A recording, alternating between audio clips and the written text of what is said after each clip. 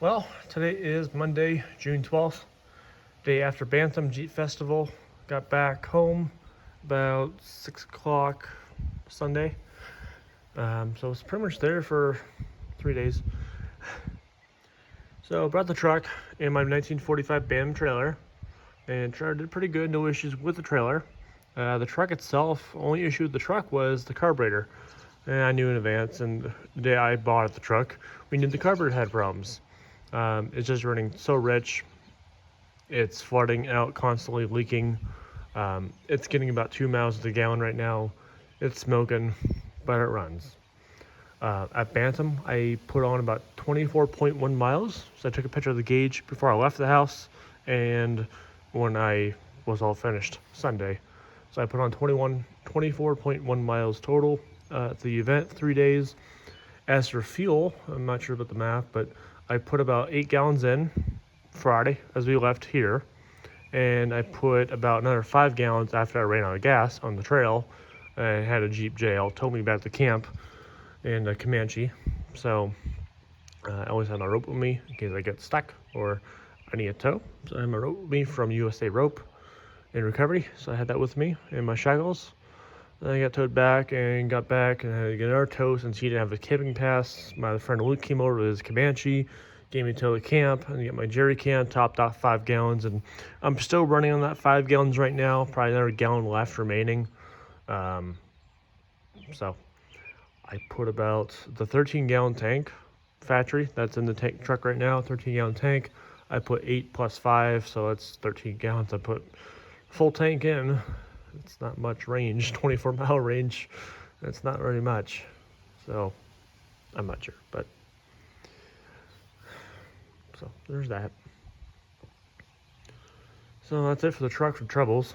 Exhaust dumps right in front of the axle, not all the way back, so that needs extended. Not a bad fix. Tires were air down. I didn't rock crawl. I hit the gravel trails. I did eventually get into high range and mess with high range a bit. Just carburetor's having fuss, but drove 5 in high range, 2-wheel drive, and 4-wheel drive too as well. That's it for problems with the truck.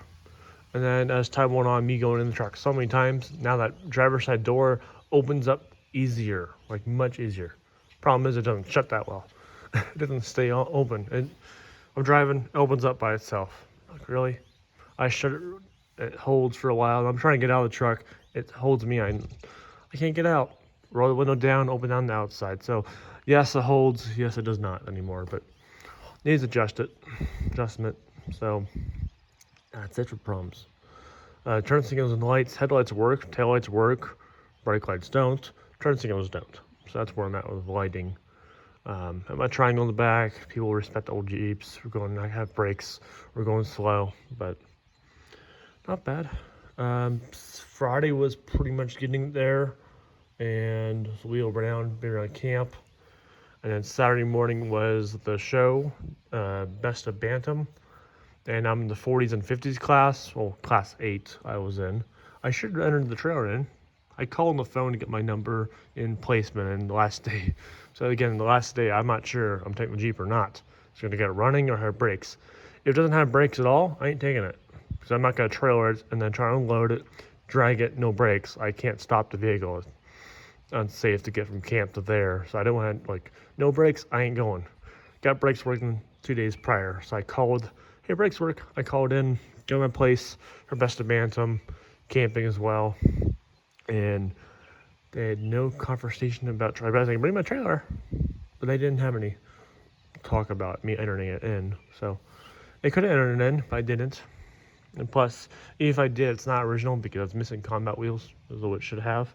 Other than that, it's all period correct right there. But anyway, it's like 5 trailers total at the show. Not many to compete with. But anyway, that did not enter it in. But I did at least put the year on it. So if people walk by the show, they know what year it is. So I put this down on it. Because you can't really tell here. But yeah, put that on to help people out what year it is. So there's that. And then I brought all my wheels and tires I had for sale. I got 5 16s off the truck. And I got 4 15s, 2 different sets. So prices on the sticker there, piece of paper. I had one guy interested in just 116, like, they're set of 5. No. So, didn't sell them. Could have sold the one that didn't have a tire on it. Yes, I could have. Made a good quick profit. I paid $20. Even one off from like close to 100 because I'm trying to do a set of 5, whatever. But it's like, I could make profit, but I'd rather have a sell of a set of 5. And if I do just end up keeping them, I have a spare of a 16. So, like, they're not separate. Sorry. These can be. So I put $20 each, and I dropped it on 10.5, $10 each. Just get rid of them. I have too many 15s. 15s on here, 15s on the truck, 15 there, more up top. So it's like $10 each, or best offer. No one. So nothing sold. I did buying a few things at the show. Oh, I did best of Bantam first. Best of Bantam. Trailers hooked on. Tires are inside. Let's go wide view. No problems. These safety chains, the hooks are not factory hooks, much as I don't believe. So they're not matching anyway. And I didn't have wiring hooked up. But on the drawbars, there's no place to hook your chain to. So with my sponsor, in partnership with USA Rope, he gave me a handful of shackles. So I got the 2 small shackles. There's one on right now. I let them hang here. Long term, they're going to wear right here. But short term for Bantam, good idea. So to put rope here, rope there, bow on, chain, cross the chains. That worked.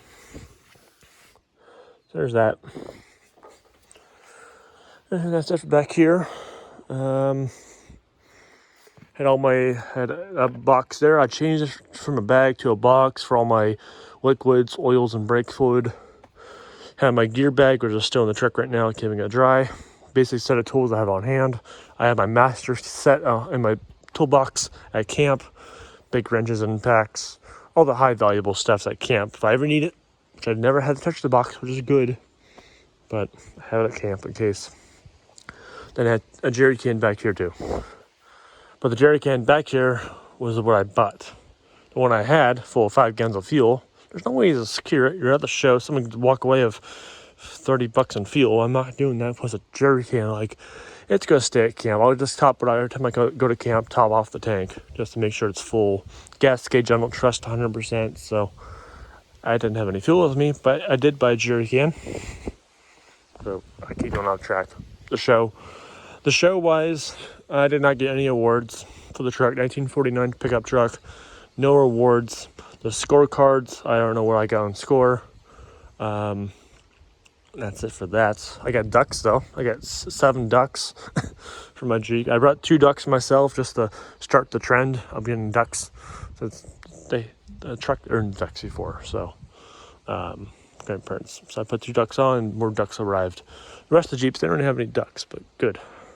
I get the most ducks on a vintage truck. So got that award, I guess. Sure. So that's it for my ducks and awards, and that's it for the show. I think there's like 4 or 5 of us in the show for vintage. There's a few pure modified ones in the newer classes, but anyway, there's that.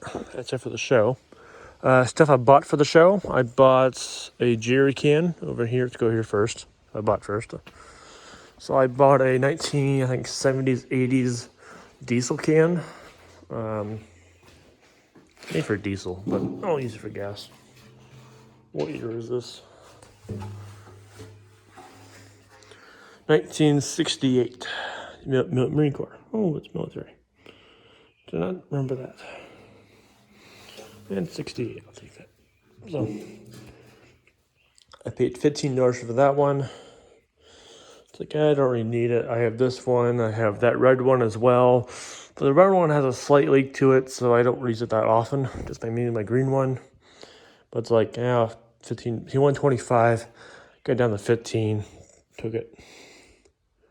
I was trying to go away from these old cans, much as I like them for the period correctness, but for long term. And I was going to go towards Roto packs, which are plastic jerry cans for the overland group people. That's what I'm into. And they're more trustworthy, not going to leak. They're lighter weight, easy to mount in different locations. But I guess I'm going old school. It's fine with me.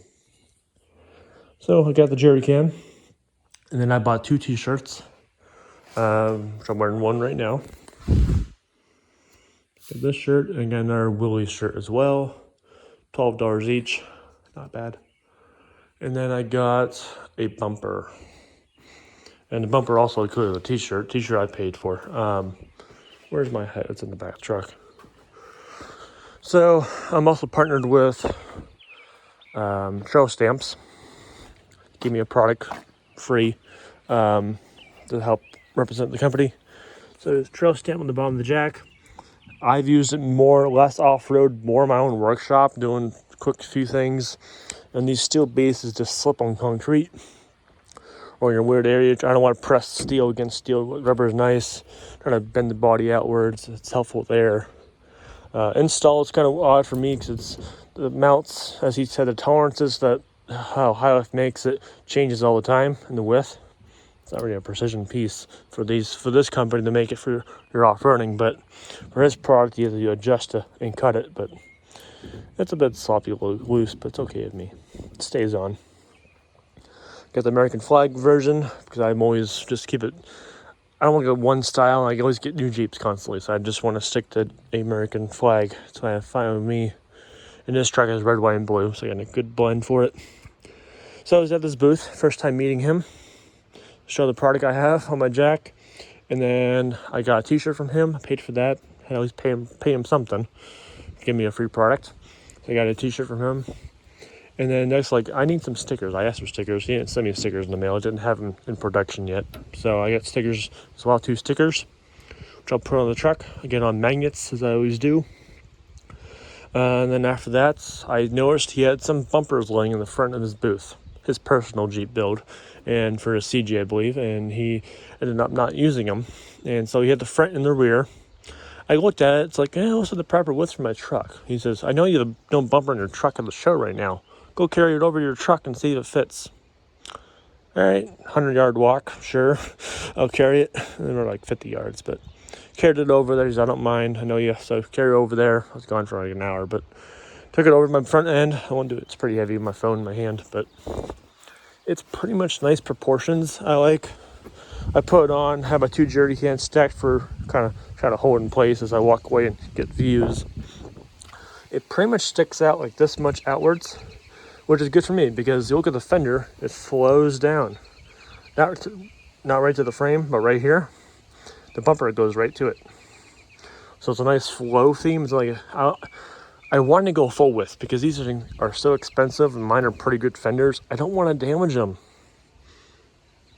But I do some rock crawling and running 31s. I need some steering clearances and flexing. So I don't really want full width bumper, but I do for protection. But for tire, I don't. Back and forth on it. But sticks out here. Price, he wanted $250. I had $200 remaining at the show. Cash, he said, that's fine. I'll take that $200. It's better than me just trying to sit on it and can't use it. So took it for $200. I bought it. But yeah, it fits out here. Good proportions. It has 2 top holes and 1 bottom hole for mounting. I'll figure out some kind of custom mount for it. But it does fit perfectly. Fits a Warn winch. It has 2 shackle mounts on it. I do wish it is a modal built bumper. So very high-end brand. It's made for YJs, TJs, and their model it fits. But I did wish it had soft shackle mounts, which I have my other bumper in my garage now with the winch on it.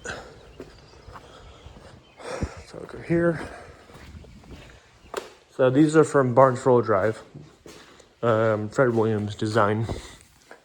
I like these style to have a soft shackle hook. So the purpose of this is to be if you're off-roading and you're with a friend, another Jeeper, and you're about to fall off a cliff or some kind of drop off or whatever, in a quick hurry, you can sling. Let's get a shackle.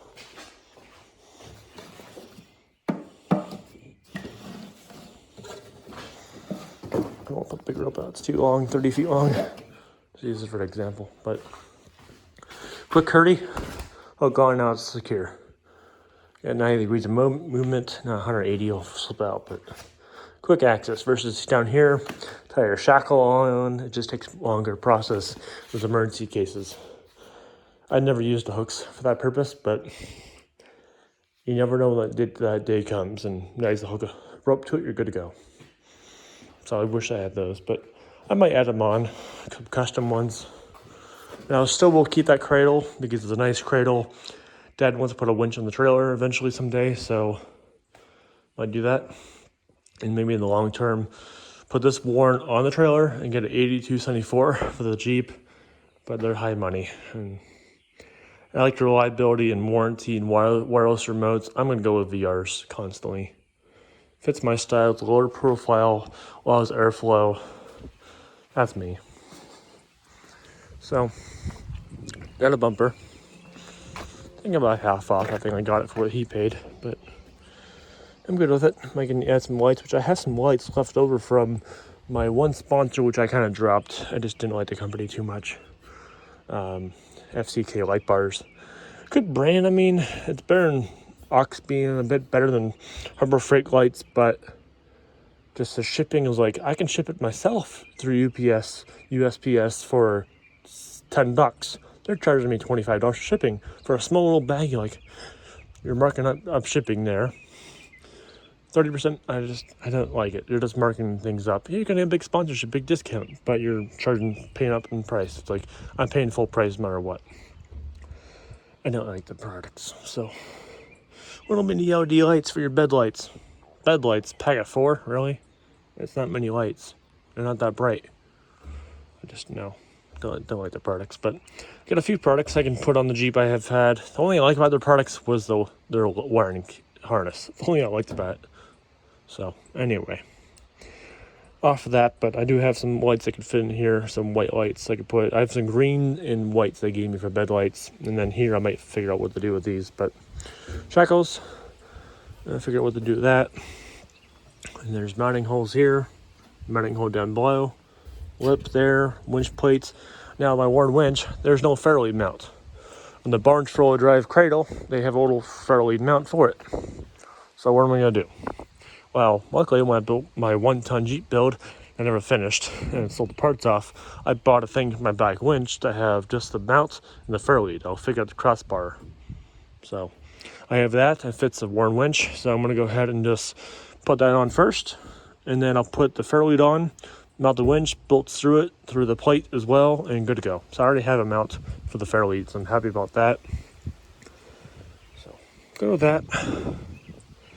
I should probably paint this soon. I don't mind the rust look because it's an old truck, patina, but I don't want this thing to rust out quickly, so at least get some primer on it.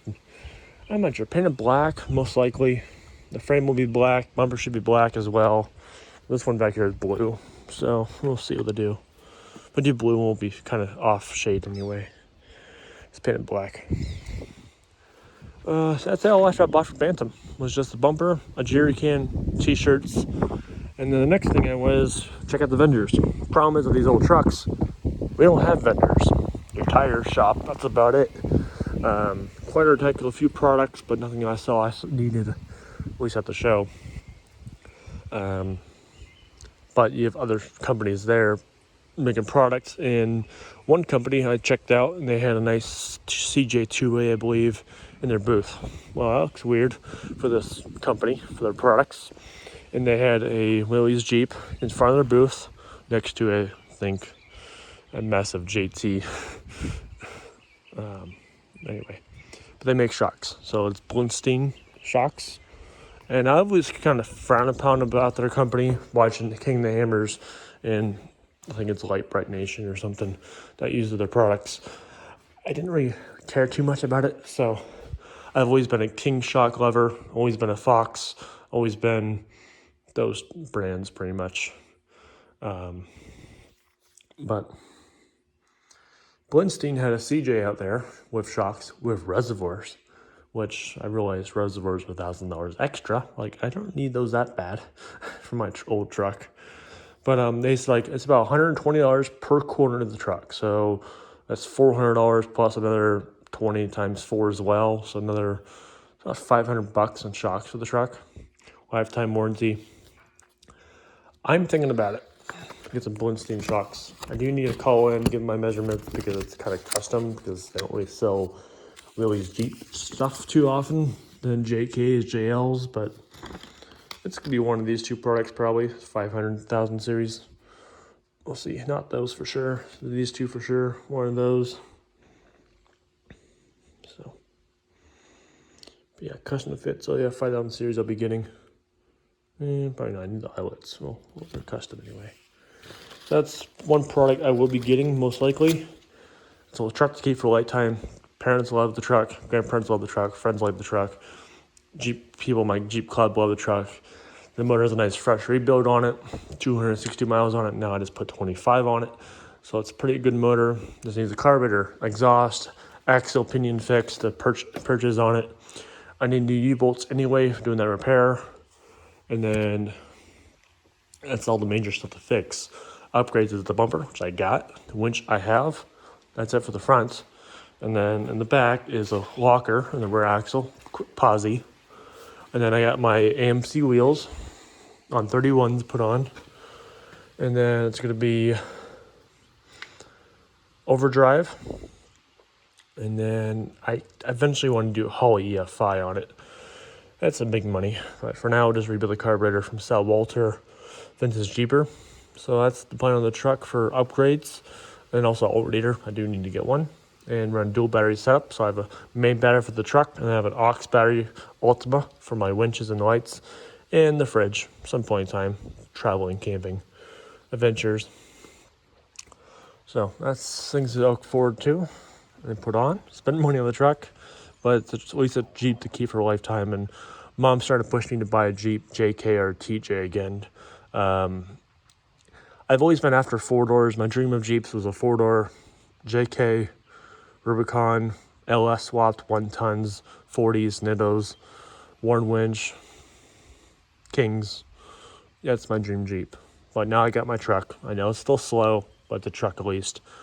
And I can tow a trailer here, and a Jeep can tow a trailer fine. You can tow this with the Jeep. And I was like, I'll just get a Jeep JK 2-door.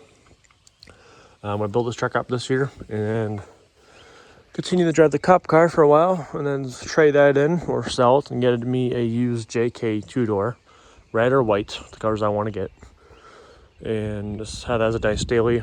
Some slight mods, nothing crazy. This is my mod truck. But anyway, rant on that. So the next few products I want, and I've been looking at for a while. So Blindstein for shocks. Next is power tank, which I know it's not really a need for these old trucks, but you stick an air up and down for trails and off-roading and on the property, or even just using air tools or other uses for air tank. So power tank, Greg Henderson, who I like to follow and kind of mentor to for Jeep builds and projects. He had his JTE, so it was a 4-door JL. I don't know. It's electric, whatever. Too much in my head. But Quartertech brought his Jeep to the show and showed it off, and watching the podcast, I don't know, whatever. I'm tired here. But he used power tanks for all his Jeeps. So watching that and Ultimate Adventure and all these big trips, it's nice to have onboard air. ARB is nice, but onboard compressor, this air tank's nice. You can fill it up every so often. So I'm probably going to go with this choice some point in time, not right away. Not if the truck's still registered, because it's not a priority, but I do want to add it on for the truck. So Blindstein shocks, it's a big upgrade later on. Everything else I talked about, air tank, and I don't know, that's about it for now. That's that. And then I got 2 more things. So I saw Holly from Baker, her chieftain.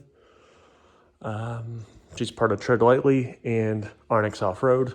She's at the show for Onyx Off-Road mainly and Tread Lightly, giving out stickers for herself, her merch, but also for the 2 companies. And I walked up to her. I got stuff from her last year. Still have them. T-shirts, hats, and stickers from her. It's like, well, I have Onyx Off-Road as my premier software, premier account. I use it every day, not for off-road use mainly. I use it for ATV side-by-side use, property line, finding property lines, finding Jeeps, mark them, tag them, put notes, his owner's name, address, phone number, put information down. I buy and sell Jeeps. And also pinpoint where all my Jeepers on the map and events. I do that. So it's like I want some Onyx off-road stickers. So she gave me a sticker. I actually got two. I always have to get two because it's hard to get one. So you always get two. And then I got my Tread Lightly sticker. And actually, she didn't really have any left in stock. So I walked over to Pyro Tank. And Pyro Tank also, they're part of Tread Lightly. So he gave me a whole handful of stickers. And I told a story when I ran this UTV, ATV on the trail, friend's place. They're private property, so they can do what they want, but still have respect to the land. And we're going back there, untouched trails for a while. It's like, they're not marked that well. Let's just tear up the trails, make some ruts, and we'll find the trail with ease next time. That's not tread lightly at all. Respect the land, make it last longer. You add ruts, you just tear it up worse. So, what's your property? I'm not going to argue. And the next thing you know, music's playing, beer cans, toss on the trail. Okay. But they're right off. I pick up the cans, put it in the back of the gator, haul it out. Haul out your stuff. Bring in and haul out what you bring in. So, it's their property, whatever, but I still picked up. So, told that story. And then Holly asked me, since you have Onyx off-road, any problems you have with the app? And I actually had one problem, and it was actually a very quick fix. And I didn't realize it, but now I know how to just hit track, and it tracks your routes, and you can save it on your account and share it. It's like, yeah, I heard about it, didn't know how to do it. So she showed me that. And then the next thing she talked about, like, any issues at parks you've been to or any places or trails, like, well, we live in Erie County. There's no trails on Onyx Off-Road that's publicly shared, nothing. But the nearest park is, for me, Segreton Off-Road Park and Dirty Charity, which is really an ATV park for mud bogging, but that's still a big public park. And it's like those two places are not on the maps. Mainly Segreton was a pain for me because during the Spring Willie's reunion event, I went there, got there a bit late, and I'm there by myself, no Jeep. I was going to borrow Tanner's Jeep, which had a brake line issue, so I didn't have Jeep for me. So I'm sitting there waiting for a ride. An hour goes by, he says, I broke a leaf spring. It's going to be a while. I'm about 2 miles from our trailers. It's like, I'll walk over there. Like, yeah, I don't know the trails. Segreton is a public park, but there's no trail maps anywhere, even by their own old building for offices, merch. You can get there. There's no map at all. It's like, I'm going to get lost quick. Very few cell phone service. It's like the big well-known park around here. Why isn't it on Onyx Off-Road map? I could just pull it up, download it in advance, have it saved, so there's no service there, and easily, like, we're on trail marker 5 or the playground course. Okay, I can walk myself and get there. So I told her about the information. Yeah, I'll give it back to Onyx Off-Road and see what we can do. So gave her that feedback. And that's it for Holly. And then the next thing, I'm off to the vendors, and nothing is useful for me. And look for t-shirts. I want old Jeep shirts. I don't want just JK or JL or Jeep stuff. But found one place, one guy selling stickers. And so I always want to get one of these made. A lot of people on Instagram advertise them. And like, I just don't trust them. It could be a scam. Charging lots. Trying to conversation how to do it right. It's still not 100% how I want it, but $10 for two. I can't argue on the spot. So I got two of these made. I'll put them on.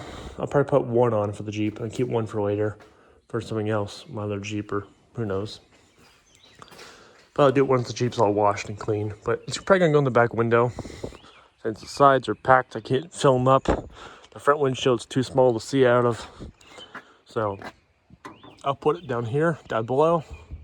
And then up here is my USA Rope and Recovery sticker there. So that's those two stickers I'm putting on. Keep it simple. Sticker bomb the interior, but the exterior keep it patina. So I'm not trying to bomb the truck with stickers. And then of course I'll put my Tread Lightly sticker here. I'll put my too many things to think about, but I'll put those on.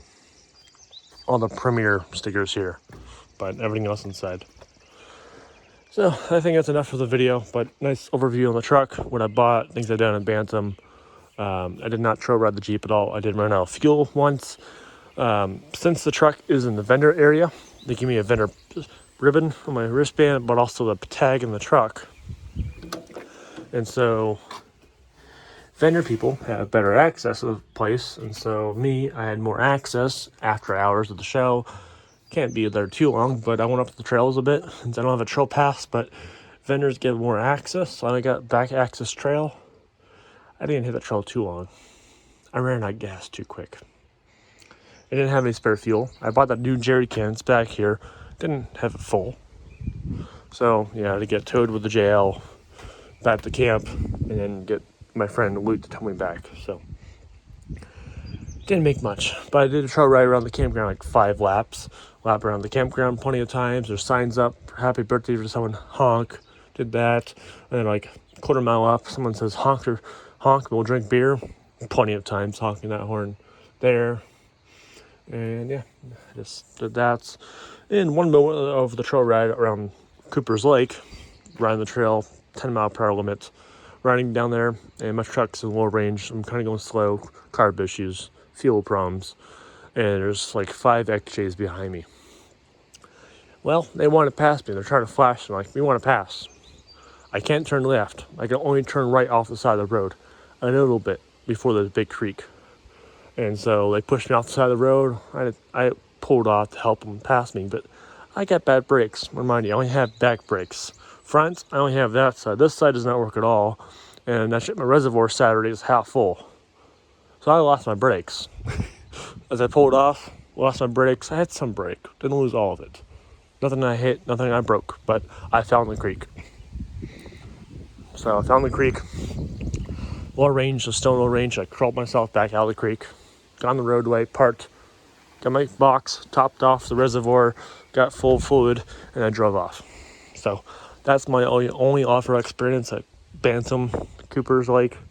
So that's that. And I was exploring Friday evening around camps, and like, oh, I've never been back here. Found a dirt road. Next thing I found a mud pit. Jeeps are going through it.